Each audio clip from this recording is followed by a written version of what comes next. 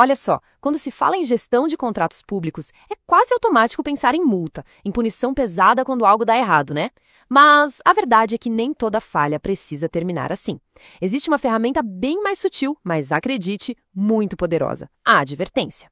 Hoje vamos desvendar como usar essa sanção não para simplesmente punir, mas para educar, para fortalecer parcerias e, no fim das contas, proteger o interesse público de um jeito muito mais estratégico.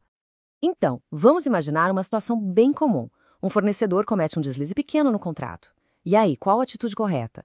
A gente ignora e corre o risco de acontecer de novo? Ou já parte para uma multa criando um clima de conflito? Pois é, existe um meio termo, um caminho muito mais produtivo.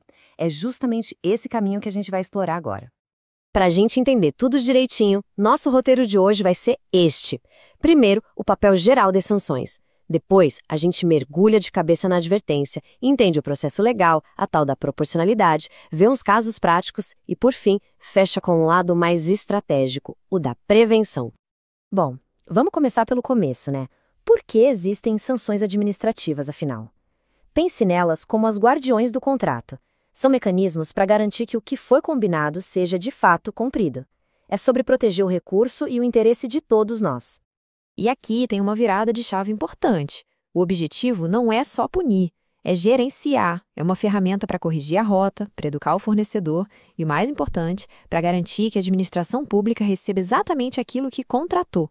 A gente está saindo de uma lógica que só pensa em punição para entrar numa de gestão eficiente de verdade. Agora sim, vamos focar no nosso tema principal. Dá para pensar na advertência como um cartão amarelo na gestão de contratos. Sabe, é a sanção mais leve que existe, mas que passa uma mensagem bem clara. Olha, a administração está atenta e essa conduta aqui não vai ser tolerada. A definição formal, preto no branco, é essa aí. A advertência cabe quando tem um descumprimento parcial do contrato, mas, e isso é crucial, que não cause um dano grave para a administração. É para aquelas falhas de menor impacto, sabe? Onde o foco é corrigir o caminho e não necessariamente pesar no bolso do fornecedor. E o que é bem interessante aqui são as características que definem a advertência. Ela é, na sua essência, educativa. É para ser usada em falhas menores. E um ponto de atenção: tem que ser um ato formal, registrado, porque isso cria um histórico importante. Outra coisa, só faz sentido aplicar enquanto o contrato está valendo, porque a ideia é justamente que a correção aconteça. Mas muito cuidado aqui. Aplicar uma sanção, mesmo que seja só uma advertência, não pode ser uma decisão de cabeça. A lei é bem rigorosa e exige um processo formal. Isso tudo para garantir que o contratado tem o seu direito de se defender. Justiça, nesse caso, não é opcional, é obrigatória. E o passo a passo é exatamente este aqui. Funciona assim. Primeiro, o gestor identifica a falha e, claro, notifica formalmente o contratado. A partir dessa notificação, a empresa tem 15 dias úteis para apresentar a sua defesa. Esse prazo, aliás, está previsto na Resolução número 11/2023 do TCE/SP, por exemplo. Só depois de analisar tudo, os fatos, a defesa, é que a autoridade competente bate o martelo e toma a decisão. E, por fim, isso é registrado oficialmente. Mas o processo não é só seguir etapas, viu? A decisão de sancionar não é um simples checklist. O gestor precisa fazer o que a gente chama de dosimetria. E o que é isso? É basicamente pesar todos os fatos para ter certeza de que a sanção é justa e proporcional à falha que foi cometida. A lei é bem clara nisso. Toda decisão de sancionar precisa ser motivada. Ou seja, o gestor tem que explicar por que está aplicando aquela sanção específica. Tem que levar em conta a gravidade da falha, o dano que ela causou, o histórico do fornecedor, enfim, todo o contexto da situação. Esse quadro aqui é como se fosse uma bússola para o gestor, e ele é baseado na resolução do TCE/SP. De um lado, os fatores que aliviam, os atenuantes, a falha tinha uma justificativa, o fornecedor agiu rápido para consertar o problema. Do outro lado, os que agravam. Houve má fé, a empresa já cometeu outras falhas antes. Pesar esses dois lados da balança é o segredo para uma decisão justa.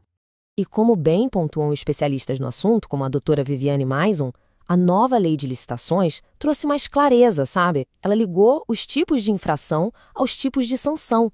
Só que isso não tira a responsabilidade do gestor de analisar cada caso.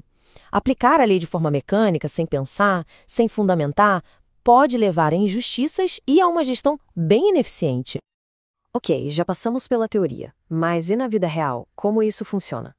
Vamos analisar agora alguns cenários práticos, do tipo que todo gestor de contrato pode encontrar pela frente. Primeiro cenário, um atraso pequeno, de 2 dias, na entrega de um material que não é super urgente. E detalhe, é a primeira vez que isso acontece com esse fornecedor. Nesse caso, não teve um prejuízo grave. A advertência, então, cai como uma luva. Ela formaliza a falha, e-booka o fornecedor e cria aquele registro para o futuro sem precisar de uma sanção mais pesada. Agora, um outro caso bem comum. A falha aconteceu, uma tarefa da limpeza não foi feita. Mas, assim que foi notificada, a empresa agiu na hora e resolveu tudo. Essa atitude proativa é um atenuante fortíssimo.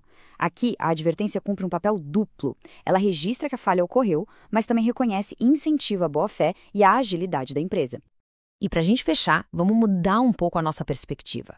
E se a gente pensar que a advertência não é o fim de uma conversa, mas sim o começo? O começo de uma gestão de contratos muito mais estratégica que pensa lá na frente.